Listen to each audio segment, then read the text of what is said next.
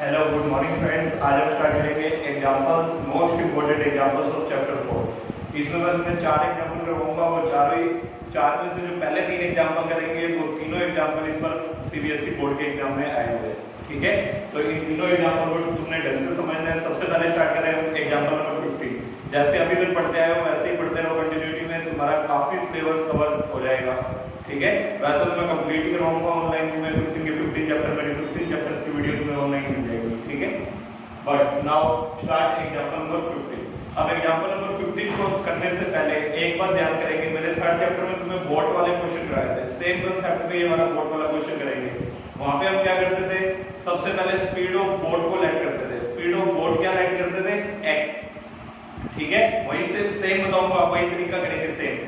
Late the speed of boat be x kilometre per hour, क्योंकि वहां पे boat की और स्ट्रीम की दोनों की स्पीड निकालनी होती थी। तो सबसे पहले लेट करते थे speed of boat be x kilometre per hour and the speed of the stream भी था y किलोमीटर पर आवर। ठीक है, फिर अपस्ट्रीम स्पीड होती थी, जो बोट की स्पीड है उसमें से माइनस करके लिखते थे किसकी स्पीड, स्ट्रीम की। तो x माइनस y, यही करते थे, x माइनस y। और डाउनस्ट्रीम स्पीड में दोनों की स्पीड क्या हो जाती थी, प्लस, तो x प्लस y, यही होता था। अब यहां पे देखना, इसने क्वेश्चन में क्या किया, वहां पे हम स्पीड बोट की भी निकालनी होती थी, स्ट्रीम की भी, बट यहां पे इसने बोट की स्पीड तुम्हें गिवन दे दिया है, तो हम उसी के बेसिस पे सेम कांसेप्ट यूज करेंगे। बस अब जहां पे स्पीड बोट की दे दी है तो x की जगह क्या लिख देंगे, जो स्पीड दे रखी है। जैसे क्वेश्चन पढ़ो क्या कह रहा है, a motor boat, example number 15 में देखो क्या कह रहा है, a motor boat whose speed is 18 kilometre per hour. एक मोटर बोट है जिसकी स्पीड कितनी है, 18 किलोमीटर पर आवर। देखो मैंने स्पीड लिखा, speed of boat equal to 18 kilometre per hour given है। अब पहले ही हम इसको क्या मान के चलते थे, x। जब स्पीड ऑफ बोट को लैंड करते थे, जब निकालना होता तो क्या लिख करते थे, x। तो इसीलिए देखो, और अब निकालना क्या, लास्ट लाइन पढ़ो, find the speed of the stream. तो स्पीड ऑफ द स्ट्रीम में यहां पे x की जगह क्या मानना है, y, क्योंकि हम पिछले क्वेश्चन से रिलेट कर रहे हैं, वहां बोट की स्पीड x मानते थे, स्ट्रीम की y। तो इसीलिए हमने यहां पे भी स्ट्रीम को y रखा है। क्वेश्चन में तुम्हारे x से सॉल्व किया हुआ है, बट तुम इसी के अकॉर्डिंग करना, तुम्हारा बिल्कुल सही आसानी से हो जाएगा। देखो x की जगह मैंने अब 18 लिख दिया, y की जगह y ऐसे। अब स्पीड ऑफ स्ट्रीम, जो स्पीड ऑफ बोट होती थी अपस्ट्रीम में, वो क्या होती थी, x माइनस y। अब x की जगह कितना आ गया, 18 माइनस y। डाउनस्ट्रीम में क्या होती थी, x प्लस y। x क्या था, स्पीड ऑफ बोट, वो 18 है, तो 18 प्लस y। अब वही सेम कांसेप्ट यूज करेंगे। टाइम के लिए फॉर्मूला क्या होता है, डिस्टेंस ओवर स्पीड। तो पहले देखो हम क्या लिखेंगे, डाउनस्ट्रीम के लिए लिखेंगे, टाइम कितना लगा, t। देखो मैंने यहां लिखा है, t is the time taken by the boat to go downstream. t वो टाइम है जो टाइम लगा है किसको, बोट को डाउनस्ट्रीम जाने के लिए। तो t डिस्टेंस वहां पे क्वेश्चन में दे रखा है कितना, 24 किलोमीटर। 24 स्पीड, डाउनस्ट्रीम के लिए स्पीड कौन सी लोगे, 18 प्लस y। तो 18 प्लस y, इक्वेशन नंबर 1। अब क्वेश्चन पढ़ो पहले, a motor boat whose speed is 18 kilometre per our in still water takes 1 hour more। वो 1 घंटा ज्यादा लेती है, कब, to go 24 किलोमीटर अपस्ट्रीम। एक बात सुना, अब उसने क्या कहा, ध्यान से सुनो। वो कह रहा है कि दो बोट एक बार अपस्ट्रीम जा रही है, एक बार डाउनस्ट्रीम वापस आ रही है। एक बार जब बोट गई डाउन अपस्ट्रीम, फिर वापस आती है डाउनस्ट्रीम, तो अपस्ट्रीम जाने में उसको 1 घंटा ज्यादा लगता है। किससे 1 घंटा ज्यादा लगता है, डाउनस्ट्रीम आने में। ठीक है, वैसे भी सोच लो, जब आगे पानी तुम्हारा ऐसे आ रहा है और तुम अगेंस्ट उसके वाटर के जाओगे बोट लेके, तो पानी जब ऐसे जाओगे ऊपर की ओर तो तुम्हें टाइम ज्यादा ही लगेगा, और जब तुम नीचे आओगे पानी के साथ तो वो जल्दी आ जाओगे, तो टाइम क्या लगेगा, कम। तो देखो डाउनस्ट्रीम में मैंने मान लिया टाइम लगा t, डिस्टेंस उसने बोला 24, स्पीड हमें पता है कितनी है डाउनस्ट्रीम के लिए, 18 प्लस y। तो फर्स्ट इक्वेशन। अपस्ट्रीम के लिए उसने क्या बोला, 1 घंटा ज्यादा लग रहा है। किससे 1 घंटा ज्यादा लग रहा है, डाउनस्ट्रीम से। तो पहले डाउनस्ट्रीम में कितना टाइम लगा था, t। तो अब 1 घंटा ज्यादा लगे तो अब क्या टाइम लगेगा, t प्लस 1। तो ये t प्लस 1 के है, t plus 1 is the time taken by the boat to go upstream.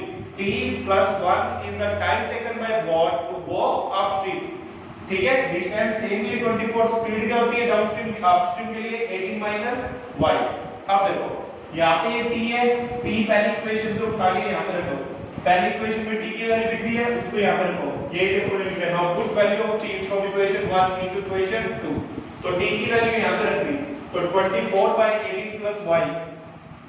फिर उसके बाद क्या था, plus 1 equal to 24 18 minus y। अब ये प्लस का पूरा इधर जाके माइनस, अब 24 यहाँ भी है, यहाँ भी है, कॉमन निकाल दिया तो ये अंदर ये बन गया।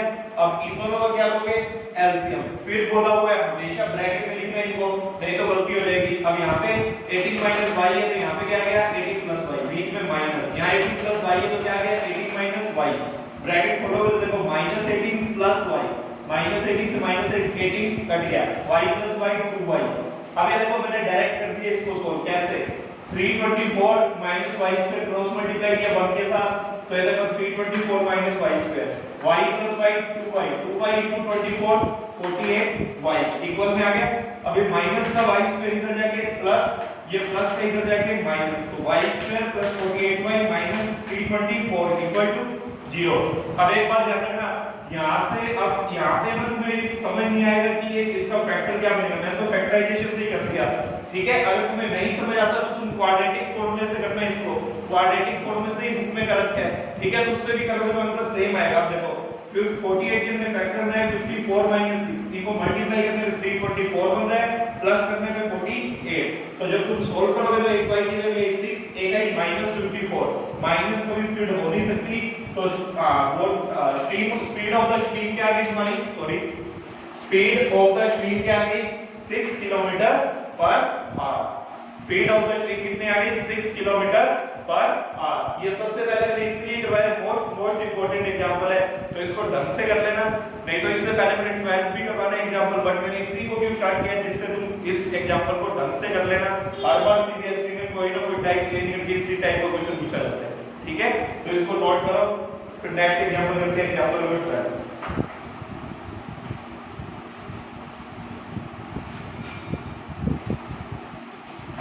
एग्जांपल नंबर 12 बिल्कुल सिंपल ही है, बट उसकी थोड़ी लैंग्वेज समझ आएगी तो इजीली हो जाएगा answer.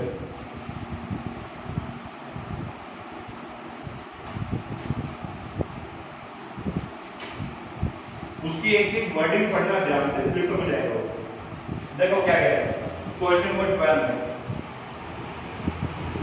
Example number 12 page number 84 कह रहा है a rectangular park is to be design.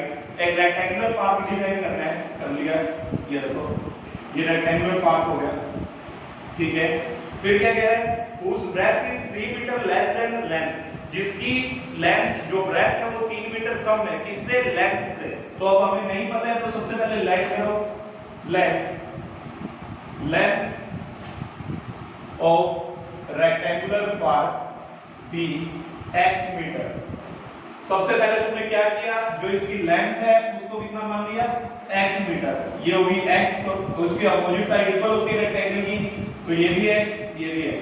अब विड्थ के बारे में देखो क्या कह रहा है, फिर कह रहा है whose breadth is 3 metre less than its length, जो उसकी breadth है वो 3 मीटर कम है, किससे, लेंथ से। therefore breadth of rectangular part is equal to x minus 3 metre. उसने कहा है लेंथ 3 ब्रेथ 3 मीटर लेस है, किससे, लेंथ से। लेंथ अगर x है तो ब्रेथ कितनी होगी x minus 3, तो अब ये लेंथ थी तो ये विड्थ होगी, तो ये होगी x minus 3, ये भी कितनी होगी फिर x minus 3, ठीक है। अब देखो आगे क्या कह रहा है, आगे क्या कह रहा है its area is to be 4 square metre more than the area of park, इसका एरिया 4 मीटर स्क्वायर ज्यादा है किसके एरिया से, area of park that has already been made in the shape of an isosceles triangle. एक जो park बना हुआ है आइसोसेलेस ट्रायंगल, एक आइसोसेलेस ट्रायंगल बना हुआ है, उसके एरिया से इसका एरिया 4 स्क्वायर मीटर ज्यादा है, ठीक है।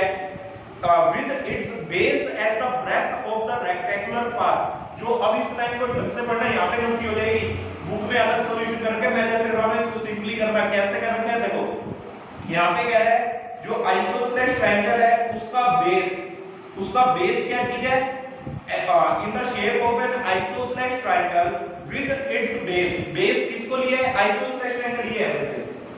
अब इसका ये जो बेस है किसको लिया है, अब ये ट्रायंगल यहाँ पे बना है या यहाँ पे बना है, तो ये तो क्वेश्चन में बताना पड़ेगा। अगर यहाँ कोई यहाँ बच्चा बनाता है और यहाँ बनाता है तो उसके आंसर में क्या आएगा, फर्क आएगा। तो इसीलिए देखो उसने क्लियर किया है as the breadth of the rectangular part, जो बेस है वो उसने किसको लिया है, उसके ब्रेथ को। ब्रेथ किसको मानी है तुमने, रेक्टेंगुलर पैटर्न की है तो लेंथ है और ये क्या है ब्रेथ, तो अब ब्रेथ किसको मानी है तो यहाँ पे तुम क्या बनाओगे आइसोसेलेस ट्रायंगल। तो ये तुम्हारा क्या हो गया आइसोसेलेस ट्रायंगल का बेस। आगे देखो क्या कह रहा है, एट एल्टीट्यूड, इसका एल्टीट्यूड कितना है, जो इसकी हाइट है वो कितनी है 12 मीटर, वो कितनी तरह की 12 metre. Find its length and breadth. अब देखो सबसे पहले एरिया की बात हो रही है, तो सबसे पहले क्या करो, एरिया ऑफ रेक्टेंगुलर पार्ट निकालो। Area of rectangular